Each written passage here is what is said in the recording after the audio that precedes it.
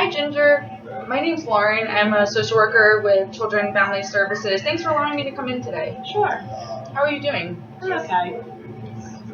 So the reason I am here today is in regards to a report that we had received about Bailey.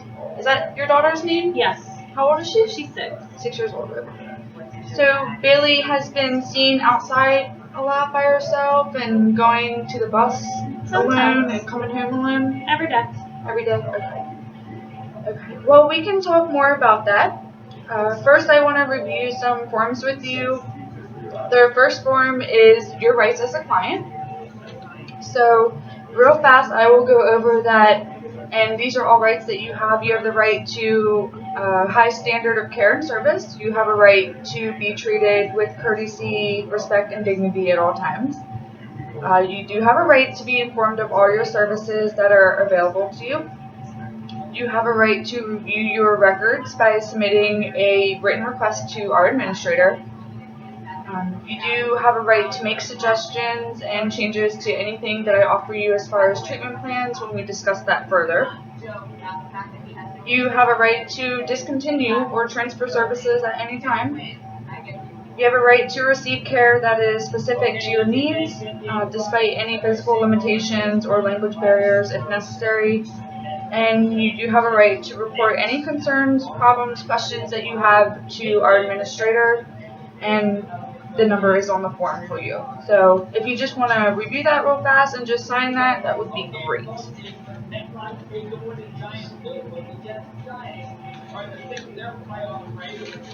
Thank you.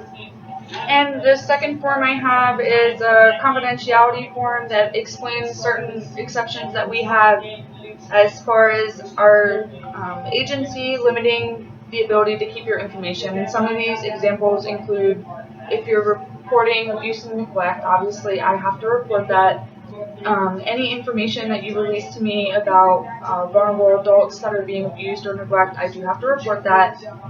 And if you are at risk for harming yourself or others, I must report that for your safety and for the safety of others.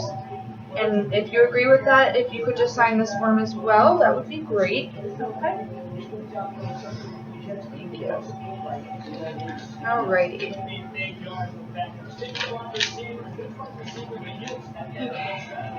So tell me a little bit about your home life. So what do you do on a daily basis? So Bailey goes to school, correct? She does. She's 6 years old, so she's in first grade. She leaves in the morning. I want to say around 8:20. She walks down to the bus, and then she'll get off around 3:50 and walks back up. The bus stop's not too far from our house, so I do occasionally allow her to walk to the bus stop by herself. I'm currently unemployed right now, and my husband, he is a trucker and is gone all the time. He does, cross the states. So it's kind of just me trying to take care of Bailey and recently being unemployed. I've been kind of, I guess, depressed lately, so I think I usually just lay on the couch and I don't want to get up in the morning to take Bailey to the bus, and I don't want to get up to go and get her. I just want to lay around and not really do anything. So your husband, you said he is a trucker. That's for Wonder Bread.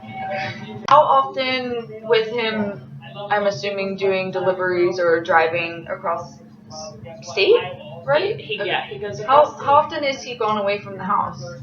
I mean, sometimes it can be weeks, sometimes days. Usually he'll come home for a day or so, and then we just gotta go again, and then I'm all left.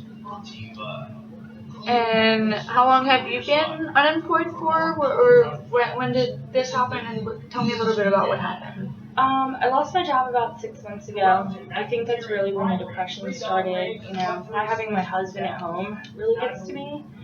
But, having to raise Bailey pretty much by myself, she misses her father, so I started to miss a lot of work, and I was let go, so it just, yeah. So you just felt like you were responsible for doing all the doctor's appointments and, taking care of Bailey full time and not having your husband around to support you. I mean, and it's tough because She wants to know where daddy is, and he can't help it. He's got to take care of us, especially now that I don't have a job. So I just feel like it puts a lot of stress on me, and it really puts me down. So you said the depression started when you lost your job? About 6 months ago. Okay. And is there anything that you do or that you notice that helps with your depression or takes your mind off of things? Like I said, I do lay around a lot. I sleep most of the day when I should be, cleaning and stuff. And I occasionally do smoke marijuana. Just because I feel like it kind of just takes my mind off of it, and I know I shouldn't, but I keep it from around Bailey. It's usually when she's not home, and it's only occasionally. And that started when the depression started, or how long That have you one been? started about 3 months ago. So when my friend ended up coming over for lunch, she did bring marijuana with her, and we did wind up smoking it. I didn't do it again for a couple of weeks or so, but then I just couldn't deal with the depression anymore, so I started to buy it and do it myself, maybe 2 to 3 times a week. Well, it is good to hear that you're recognizing that you don't want to be depressed. You know it's affecting Bailey in a negative aspect. So I am glad to hear that. Do you have any questions up until now about anything that we've discussed? I actually do. I didn't know that it was, I guess a bad thing to allow Bailey to walk to the bus stop by herself since it is, supposed to our home. Well, technically, it should be up until 8 years old. So for the safety of Bailey, with traffic, and you never know with people out there, or just having her alone, just for her protection, you should be with her up until 8. Okay. So I will start walking her to and from the bus then. That would be good. Let's talk about some things, maybe goals that you would have, anything that you would want to change, or something that we could work on together and see how things progress, and maybe we can work on, focusing on your depression or spending time with Bailey, or what are your thoughts on that?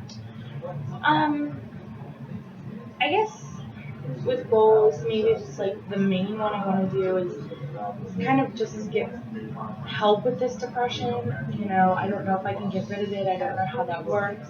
But maybe talking to somebody about it. Sure. Because I just feel like, it's getting worse. I don't want to do anything. And that's not fair to Bailey. It's not fair to my home. I'm supposed to be taking care of the home, and I don't even do that. So when my husband comes home, the house is a wreck because I lay around on the couch because I'm so sad. Now, one question I have for you: does your husband recognize your depression? Do attitudes change when he comes home, or? No, I kind of hide it from him because I just feel like he already has so much on his plate. He doesn't have to worry about me, my emotions as he's gone. But I think maybe a goal would be to talk to him and let him know how I'm feeling, and then make me feel better to speak to someone close to me. Now, do you think an option of doing therapy with your husband is something that you should do, or would you rather focus on more individualized? I think I would rather focus more on individualized. Okay. One, because I don't really want to burden him. 2, with his job, it couldn't happen. Okay. Anything else you want to work on? Goals? Maybe spending a little more time with Bailey, just me and her, going out. Because ever since this depression, I do feel like she's kind of been just left alone, walking to the bus by herself. I feel like I don't really care much for her. I just feel like spending more time with her may, help me get out of the depression a little bit too. What do you think is something that you could immediately implement? So spending time with Bailey, taking her to the bus stop every day, or maybe devoting an hour after school to playtime, or what are your thoughts on that? I definitely think that would be a good idea, because even just walking her to and from the bus, she'll know that, I do care about her, and it isn't her, I don't want her to feel alone. And I'll probably stop smoking marijuana. It's probably not a good idea. I care for my child, and I don't want anyone to ever think that I don't. I just, with being as depressed as I am lately, it was the only way of coping. But maybe that could be like a goal that I really try to do is not to smoke anymore. Okay. Well, I really think that we initiated good conversation, so I appreciate your time for that. Looking ahead, I think that your goals are very reasonable and they're very manageable. I would definitely like to follow up with you. We can say in about 2 weeks in my office if you'd be willing to come and meet me again. Does that sound like something you would do? Yeah, I can definitely do that. Okay. And how about when we meet again in 2 weeks, we can maybe discuss spending more time with Bailey? See if you can take her to and from the bus every day in the morning and in the afternoon. And I will give you a referral or any kind of reference to a place that you can go and speak to someone for some therapy, and they can discuss your depression.